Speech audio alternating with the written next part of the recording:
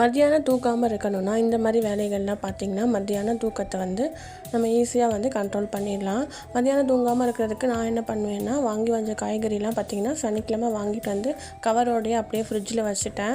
அதை நான் இன்றைக்கி தான் டைம் இருந்துச்சு தனியாக எடுத்து வைக்கலான்னு சொல்லிட்டு எல்லாமே எடுத்து வச்சுட்டு இருந்தேன். பச்சை மிளகாவும் இஞ்சியும் ஒரே பாத்திரத்தில் வந்து ஸ்டோர் பண்ணி வச்சுக்கிட்டேன். நான் ஒரே பாக்ஸில் ஸ்டோர் பண்ணி வச்சுட்டோன்னா நமக்கு எடுக்கவும் ஈஸியாக இருக்கும். காய்கறிலாம் பார்த்திங்கன்னா கவர்லேயே வாங்கிட்டு வந்து சாட்டர்டே நைட் வாங்கிட்டு வரதுக்கு 9 மணி ஆயிடுச்சு. அப்படியே கவர்லேயே வச்சுட்டேன். இப்போ எல்லாத்தையுமே பாக்ஸில் எடுத்து வைக்கலான்னு சொல்லிட்டு தான் எடுத்து வச்சுட்டு இருந்தேன். ஸோ எல்லாமே நம்ம இந்த மாதிரி பெரிய பாக்ஸில் போட்டு வச்சுட்டோன்னா ஒரு தடவை எடுத்தோன்னா என்ன காய்கறி இருக்குன்னு சொல்லிட்டு நமக்கு உள்ளேயே தெரிஞ்சிடும். அப்படியே எடுத்து வச்சுருக்கலாம். எங்ககிட்டயே லெமன் செடி வந்து இருக்கிறனால நிறைய லெமன் வந்து இந்த மாதிரி காய்ச்சிக்கிட்டே இருக்கும். அப்பப்போ எடுத்துகிட்டு வந்து ஃப்ரிட்ஜில் ஸ்டோர் பண்ணி வச்சுப்பேன். துணியுமே வந்து மடிக்க வேண்டியது இருந்துச்சு. ஸோ மத்தியானம் வந்து இந்த மாதிரி வேலைகள்லாம் செஞ்சுட்டு இருக்கும்போது தூக்கம் வந்து நமக்கு கண்ட்ரோல் ஆகிடும். அப்படியே குழந்தைக்கு 3:30 மணிக்கு ஸ்கூல் விட்டுருவாங்க. கூட்டிகிட்டு வர கரெக்டாக இருக்கும்.